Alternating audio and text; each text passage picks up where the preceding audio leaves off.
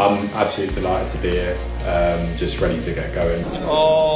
사실 우리 조르디 선수가 리그 경기 뛰다가 부상 당했는데 지금 회복이 안 돼서.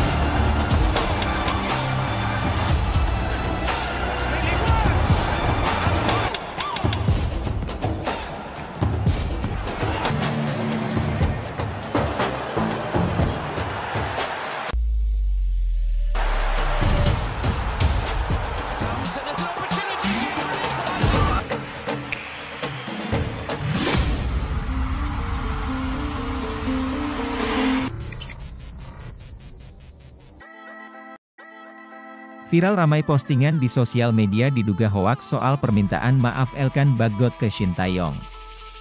Diketahui kabar mengenai memanasnya hubungan Elkan Bagot mulai tercium sejak gelaran akhir Piala Asia U23 2024 hingga babak kedua kualifikasi Piala Dunia 2026.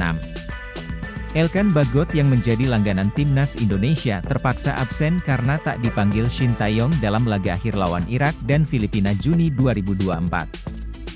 Namun di tengah retaknya isu Elkan Bagot, muncul viral di TikTok postingan video hingga foto permintaan maaf Elkan Bagot. "Saya rasa hubungan oke-oke saja ya," ucap Arya Sinulinga saat ditemui awak media. Sebelumnya, Elkan Bagot tersingkir dari timnas Indonesia pada 2 pertandingan sisa di grup F putaran kedua kualifikasi Piala Dunia 2026 zona Asia melawan Irak dan Filipina. Muncul dugaan Bagot tidak masuk skuad timnas Indonesia karena sikapnya saat menerima pemanggilan untuk laga playoff kualifikasi Olimpiade 2024 kontra Gini, kala itu pemain Ipswich Town tersebut mengabaikan perintah PSSI untuk merapat ke timnas Indonesia. Shin Tae-yong kembali ditanya soal kemungkinan Elkan Bagot dipanggil ke timnas Indonesia. Namun wajah ketus malah ditunjukkan Shin Tae-yong, sang pelatih timnas Indonesia. Video wajah ketus Shin Tae-yong viral di media sosial. Terlebih ada Erick Thohir, Ketua Umum PSSI di samping Shin Tae-yong. Video Shin Tae-yong ditanya soal Elkan Bagot itu diposting Instagram @blitznews_football, fix masalah serius sepertinya. Tulis narasi akun itu. Dalam video itu terlihat Shin Tae-yong ditanya soal kemungkinan Elkan Bagot diajak ke timnas Indonesia kembali, namun Shin Tae-yong tegas menolak. "Sama sekali tidak mempertimbangkan hal ini," begitu kata Shin Tae-yong seraya menggelengkan kepala. Erick Thohir yang ada di sebelah Shin Tae-yong cuma senyum. Netizen pun berkomentar atas video itu, mereka ingin Erick Thohir justru tengahi konflik Shin Tae-yong, Elkan Bagot. "Harusnya Pak Erick Thohir jadi jembatan buat mereka berdua," kata Kak. Mereka juga ingin Elkan Bagot minta maaf ke Shin Tae-yong. Tidaknya Elkan dulu kasih alasan, minta maaf atau minimal ngejawab WST, jadi masih terlihat menghargai panggilan seorang Hyecho Aj timnas TP kalau gak balas gitu malah kelihatan menyepelekan. Dan itu merupakan sebuah tindakan indisipliner berat buat ST, kata Pet. Lalu ada pula Erick Thohir disorot dengan senyumnya. "Senyum Pak Erick mengandung arti," kata RF. Tidak dijelaskan alasan spesifik mengapa pemain Ipswich Town ini kembali tidak dapat panggilan. Akan tetapi, banyak yang beranggapan ini buntut dari mangkirnya Elkan pada playoff Olimpiade Paris 2024. Sejak itu, bek jangkung ini sudah tidak mendapatkan panggilan dari Shin Tae-yong. Bahkan pelatih asal Korea Selatan itu sempat meminta awak media bertanya ke Elkan soal tidak dipanggil ke timnas Indonesia. Penggawa timnas Indonesia dari Liga 1 kumpul 29 Agustus, pemain Abroad gabung di Arab Saudi. Ketua Badan Tim Nasional, BTN, Sumarji, menyampaikan perubahan jadwal berkumpul para pemain timnas Indonesia jelang laga tandang kontra Arab Saudi pada matchday 1 grup C babak ketiga kualifikasi Piala Dunia 2026 zona Asia. Sumarji mengatakan para pemain dari Liga 1 akan dikumpulkan di Jakarta pada 29 Agustus 2024. Mereka dijadwalkan berlatih 2 hari di Jakarta sebelum bertolak ke Arab Saudi pada 1 September 2024. Jadi ada perubahan, jadwal berkumpul, dari 31 Agustus maju ke tanggal 29. Pemain-pemain lokal dari Liga 1 itu tanggal 29 jam 18 itu sudah kumpul di Jakarta. Latihan 2 hari, tanggal 1 September, berangkat ke Arab Saudi, kata Sumarji. Latihan di Jakarta ini, kata Sumarji, tidak akan diikuti oleh para pemain Abroad. Mereka rencananya akan langsung menuju Arab Saudi dari tempatnya masing-masing. Jika berpatokan pada skuad timnas Indonesia di laga terakhir melawan Irak, 6 Juni, dan Filipina, 11 Juni, para pemain yang dimaksud itu antara lain Jai Idzes, Venezia, Jordi Amat, Johor Darul, Teazim, Nathan Choyaon, Swansea City, Asnawi Mangkualam Bahar, Thaiport FC, Pratama Arhan, Suwon FC, Kelvin Verdong, NEC Nijmegen. Lalu ada Shane Patinama, Kas Eupen, Sandy Walsh, KV Mechelen, Hom Haye, Ivar Jenner, FC Utrecht, Marcelino Ferdinand, Oxford United, Ragnar Oratmangoen, FC Dender, dan Rafael Struijk, ADO Den Haag. Kalau yang dari luar negeri ketemunya langsung di sana, yang Abroad, yang dari Korea, dari mana-mana ketemu di Arab tanggal 1 September, tutur Sumarji.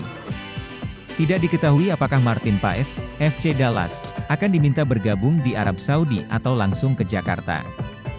Paes dipastikan absen saat menghadapi Arab Saudi, tetapi sudah didaftarkan untuk pertandingan kontra Australia. Laga melawan Arab Saudi digelar di Stadion King Abdullah Sport City, Kamis 5 September pukul 21 waktu setempat atau pada Jumat 6 September dini hari jam 1 waktu Indonesia Barat. Sementara itu, pertandingan kontra Australia dihelat di Stadion Utama Gelora Bung Karno, SUGBK, Jakarta, Selasa 10 September. Kisah sedih Elkan Bagot menolak Thailand dan Inggris demi memperkuat timnas Indonesia. Elkan Bagot merupakan pesepak bola yang memiliki ayah asal Inggris dan ibu dari Indonesia. Meski sang ayah dari Inggris dan ibu Indonesia, Elkan Bagot justru lahir di Bangkok, Thailand. Berdasarkan garis keturunan dan tempat lahir, Elkan Bagot dapat memperkuat timnas Inggris, Thailand dan Indonesia. Namun, saat diwawancara sang klub, Ipswich Town, medio 2023, bek bertinggi badan 196 cm ini sama sekali tak tertarik membela Thailand dan Inggris. Karena faktor sang ibu, di otaknya hanya ada membela timnas Indonesia. Saya tidak pernah berpikir bermain untuk Thailand dan Inggris. Saya akan selalu bermain untuk Indonesia karena keluarga saya, kata Elkan Bagot saat diwawancara Ipswich Town. Setelah saya beberapa tahun tumbuh Indonesia, saya membuat satu pilihan. Seperti kata ibu saya, memilih Indonesia adalah keputusan yang tepat, lanjut pemain yang tengah dipinjamkan Ipswich Town ke Blackpool FC ini. Demi ambisi membela timnas Indonesia, Elkan Bagot remaja sampai mengontak PSSI melalui email, namun tak ada respons. Baru ketika mendapat bantuan dari sang rekan, bek 21 tahun ini mendapat akses untuk mengontak PSSI. Saya mengirim email ke PSSI yang tidak pernah dijawab. Namun, sampai akhirnya satu teman yang seumuran dengan saya dan bermain untuk Lincoln saat itu, mengenal seorang agen di luar sana. Dialah yang membuat saya berhubungan dengan PSSI, kata Elkan Bagot mengutip dari Livescore. Sampai akhirnya, Elkan Bagot pertama kali membela timnas Indonesia U19 melawan Makedonia Utara U19 dalam laga uji coba yang digelar September 2020. Setahun berselang, Elkan Bagot mendapat kesempatan debut bersama timnas Indonesia senior saat menghadapi Afghanistan. Sejak saat itu, Elkan Bagot muncul sebagai bek andalan timnas Indonesia.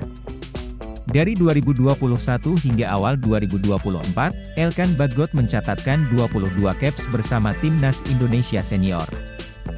Sayangnya kelar membela timnas Indonesia di Piala Asia 2023 pada awal Februari 2024, Elkan Bagot tak kunjung dipanggil Shin Tae-yong ke skuad Garuda.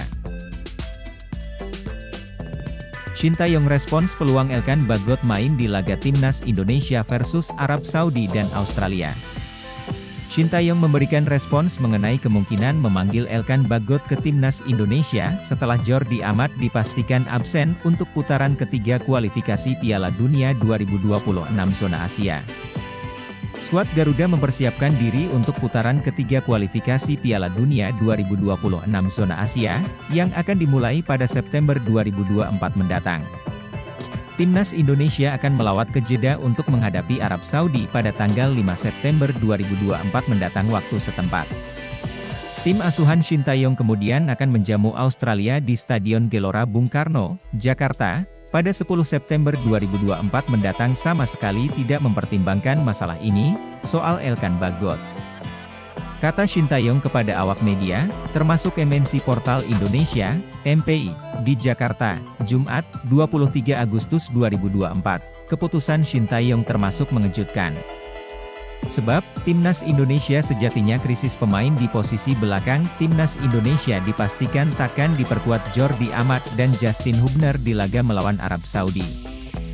Justin Hubner terkena akumulasi kartu sehingga absen dalam pertandingan tersebut, namun, alih-alih memanggil Elkan Bagot, Shin Tae-yong bakal menyertakan pemain belakang lain. Bek Malut United, Wahyu Prasetyo atau Alveandra Dewangga dari PSIS Semarang, kemungkinan menjadi pilihan penggantinya.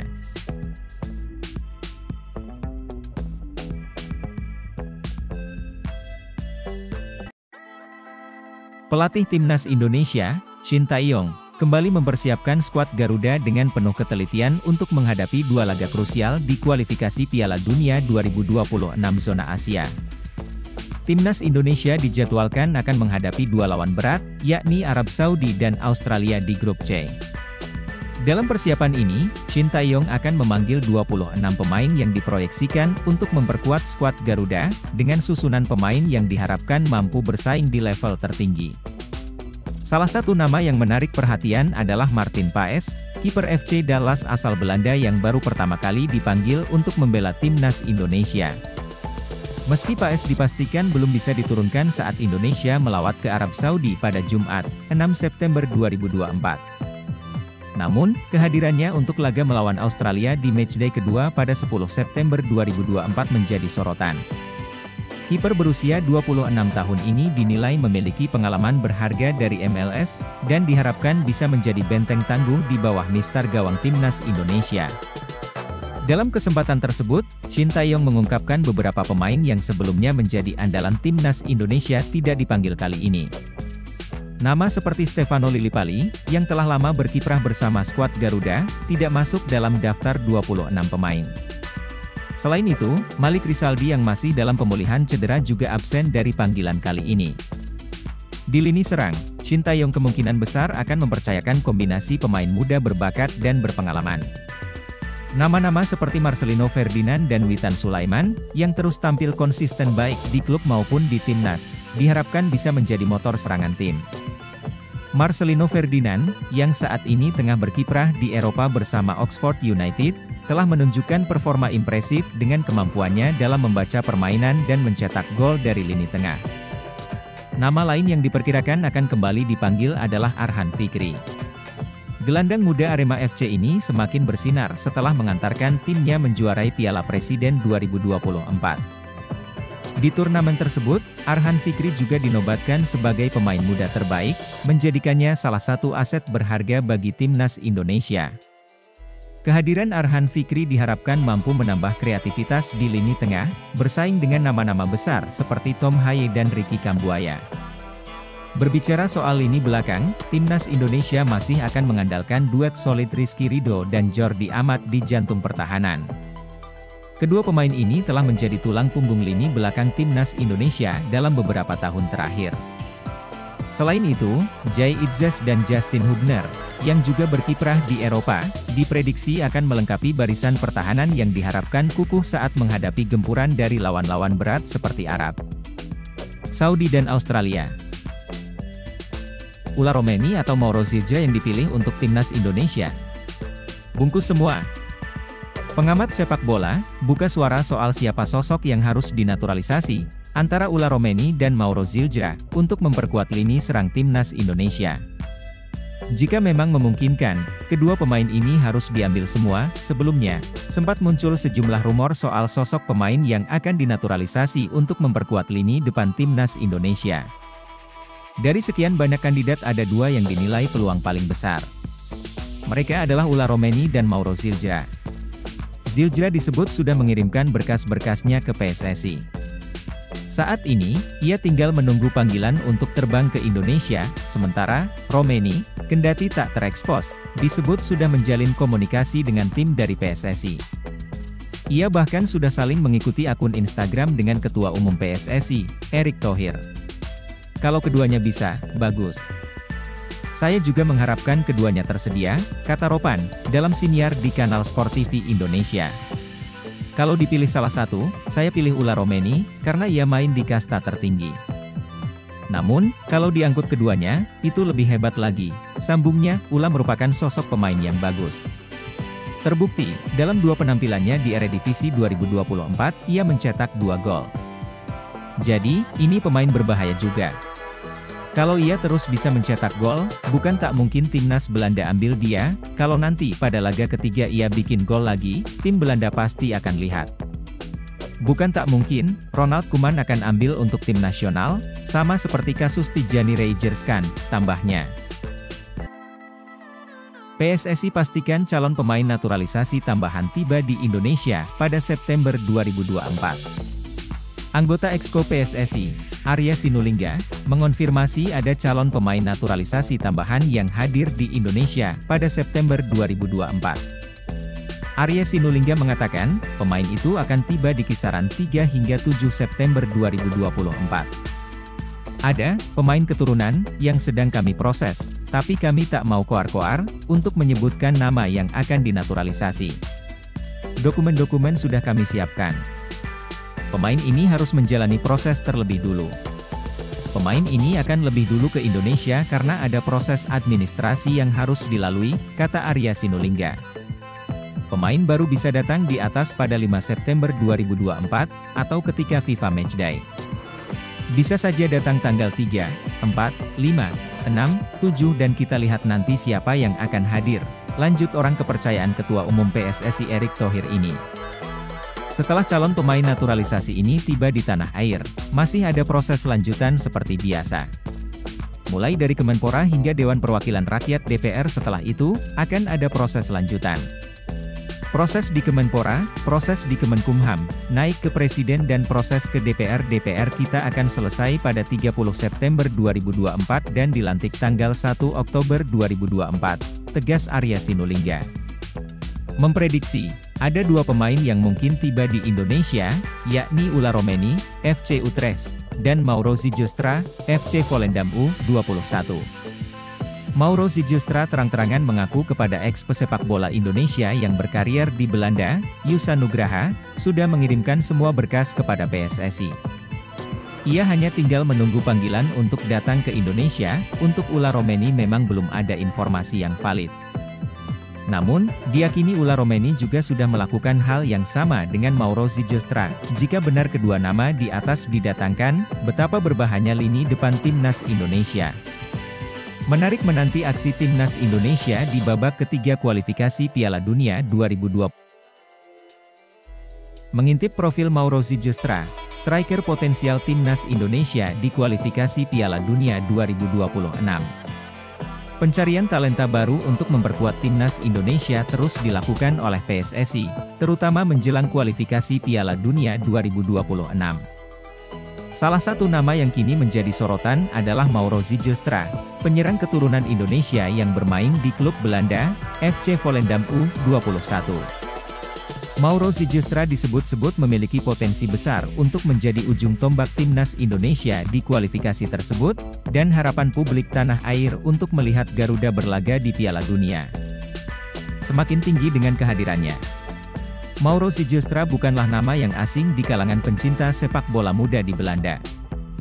Pemain kelahiran Zaandam, Belanda, pada 9 November 2004 ini memiliki darah Indonesia dari nenek pihak ayahnya yang berasal dari Bandung. Dengan usianya yang baru 19 tahun, Ziljestra telah menunjukkan bakat besar sebagai seorang penyerang. Tinggi badannya yang mencapai 188 cm menjadi salah satu keunggulan fisiknya, membuatnya menjadi ancaman serius di kotak penalti lawan. Ziljestra memulai karir sepak bolanya di Akademi AS Alkmaar, salah satu akademi sepak bola terbaik di Belanda. Namun, untuk mendapatkan lebih banyak pengalaman dan kesempatan bermain, dia kemudian pindah ke Akademi Amsterdam FC. Langkah ini membawanya lebih dekat ke panggung sepak bola profesional ketika NEC Nijmegen merekrutnya pada tahun 2022. Di NEC Nijmegen, Zijlstra diberi kepercayaan untuk bermain di dua level kelompok umur sekaligus, yakni U18 dan U21. Dia mampu mencatatkan performa yang sangat impresif dengan torehan 18 gol dalam 26 pertandingan di kedua level tersebut. Penampilan cemerlangnya ini tidak hanya membuatnya dikenal sebagai salah satu striker muda yang potensial di Belanda, tetapi juga menarik perhatian klub lain. Tak butuh waktu lama bagi FC Volendam, klub yang berkompetisi di Eerste Divisie, untuk melihat potensi besar yang dimiliki Zijlstra. Musim 2024-2025, Zijlstra resmi bergabung dengan FC Volendam U21. Meskipun di laga pembuka Eerste Divisie 2024-2025 ia belum masuk skuad utama ketika Volendam harus menelan kekalahan 4-3 dari Graafschap, Zijlstra tetap dianggap sebagai prospek jangka panjang yang menjanjikan bagi klub tersebut. PSSI yang gencar mencari pemain-pemain berkualitas untuk memperkuat timnas Indonesia tentu tidak melewatkan kesempatan untuk memantau perkembangan Zijlstra. Kabarnya, PSSI sudah memasukkan nama Zijlstra dalam daftar pemain potensial yang bisa memperkuat timnas Indonesia, terutama di lini depan yang selama ini dianggap masih kurang tajam. Mauro mengaku masih menunggu kepastian kapan bisa berangkat ke Jakarta. Sekarang masih tunggu kapan bisa ke Indonesia, jadi aku berharap secepatnya, ujar Mauro, seperti penuturan Yusa Nugraha. Usai VC dengan Kemenpora, bek keturunan 34,7 miliar rupiah akui sudah komunikasi dengan PSSI. Pemain keturunan dengan nilai pasar 34,7 rupiah miliar, Tristan Goijer menjadi pemain keturunan Indonesia berikutnya yang dikabarkan bakal dinaturalisasi PSSI untuk membela timnas Indonesia di round 3 kualifikasi Piala Dunia 2026 zona Asia. Rupanya, Tristan Goijer juga sudah berbicara dengan PSSI terkait kemungkinan proses naturalisasi menjadi WNI pada beberapa waktu lalu. Pembicaraan cukup positif. Goijer sendiri baru saja bergabung dengan klub Eredivisie, PEC Zwolle, usai dipinjamkan oleh Ajax Amsterdam sampai akhir musim 2024-25. Meski usianya masih 19 tahun, Goijer sudah punya cukup banyak pengalaman di level senior. Ia bermain 9 laga Eredivisie musim lalu bersama tim utama Ajax. Ia melakoni laga perdana bersama PEC Zwolle musim ini melawan FC Utrecht. Goijer langsung dipercaya tampil sebagai starter di pos bek tengah. Tristan Goijer mengakui telah berkomunikasi dengan PSSI pasca melakukan panggilan video dengan tenaga ahli Kemenpora, Hamdan Hamedan. Tristan Goijer yang kini dipinjamkan ke PEC Zwolle sempat membuat heboh ketika melakukan video call dengan tenaga ahli Kemenpora untuk urusan pemain diaspora, yakni Hamdan Hamedan. Via Instagram Stories-nya, Hamdan Hamedan menunjukkan dirinya sedang video call Tristan Goijer.